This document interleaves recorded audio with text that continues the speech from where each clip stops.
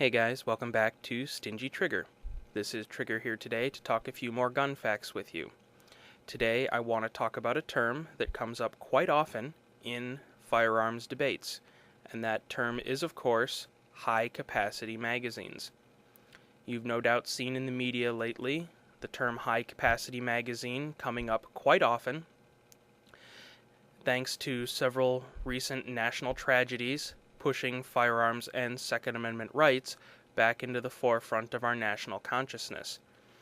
And the term high-capacity magazine is another one of those made-up terms. It is a term that doesn't actually mean anything technical in regards to a firearm.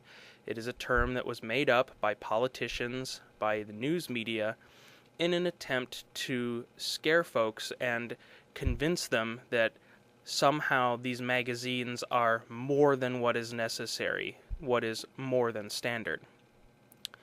Now, what exactly is the definition of a high-capacity magazine?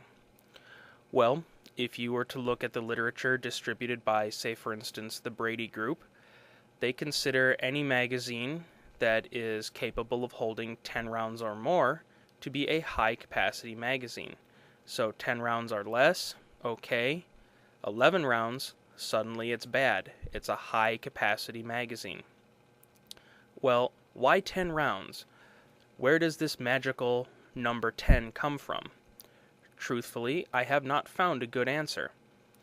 Personally, I believe that it is the number that folks, such as, again, in the Brady campaign, felt they could get groups like the NRA to swallow, saying, okay, we'll agree to a 10-round limit, in return for relaxing some other provision of an assault weapons ban.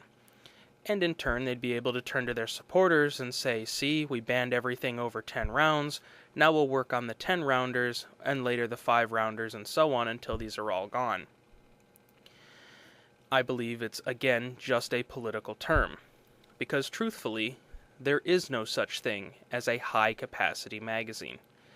There are standard capacity magazines, and there are things such as drums or belts which have a higher round count, but are using generally different feeding mechanisms. Now, what do I mean when I say standard capacity?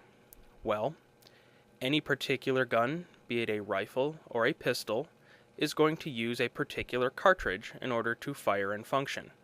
Whether you're talking a 9mm pistol cartridge or a .308 battle rifle cartridge.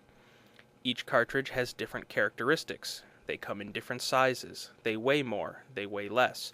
There are, of course, the ergonomics of the gun to be considered that is going to be firing these things.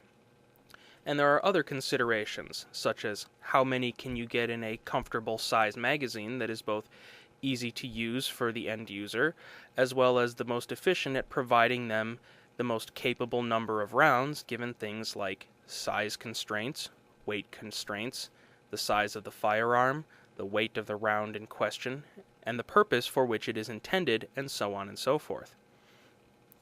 Which is why there is no such thing as a high-capacity magazine, because each magazine as it is produced from the manufacturer is designed with the optimal number of rounds for that particular firearm. For example, looking at the AR-15. The AR-15 fires a 5.56mm cartridge.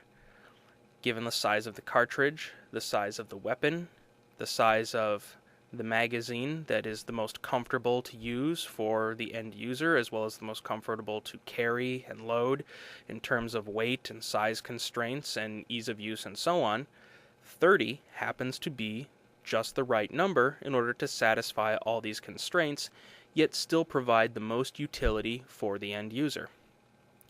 Let's look at a different rifle. Looking at the PTR-91. The PTR-91 fires the 7.62 by 51mm NATO cartridge. This is a much larger cartridge, and as such weighs more, is bigger, and is bulkier, so that standard magazines for most of your PTR rifles tend to be 20-round magazines. That is not to say that some folks did not want 30s produced as their standard, but given the size and the weight and the typical loadouts by the end user, 20 was the most optimal. Furthermore, if you look at pistols, take for example your standard 1911. The 1911 fires the 45 ACP round. This is a large round, and the design of the 1911 is such that you can only stack one bullet on top of each other in a straight line. As a result, most 1911s only hold 7, sometimes 8 rounds as their standard capacity. This standard capacity is less than the 10-round standard capacity as defined by those that want to consider things higher as a high-capacity magazine. Similarly, if we look at, say, for example, this Glock 18, the standard capacity magazine for a Glock 18 is a 33-round magazine. Now, why a 33-round magazine? Well, the Glock 18 is a fully automatic pistol. It will go through a large amount of ammunition, and as such, the magazine that was designed for it in order to give you the most ammunition and provide the most utility out of this particular firearm holds 33 rounds. And that is the standard capacity magazine for this particular firearm in its intended uses.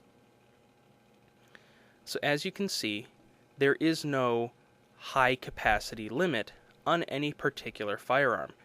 Every firearm's normal capacity is different based on size, on weight, on ultimate utility, on intended purpose, and so on for each particular firearm. So when someone starts to talk or discuss the concept of a high-capacity magazine, make sure you understand that there is no such thing as a high-capacity magazine. There are only standard capacity magazines as they differ for various firearms.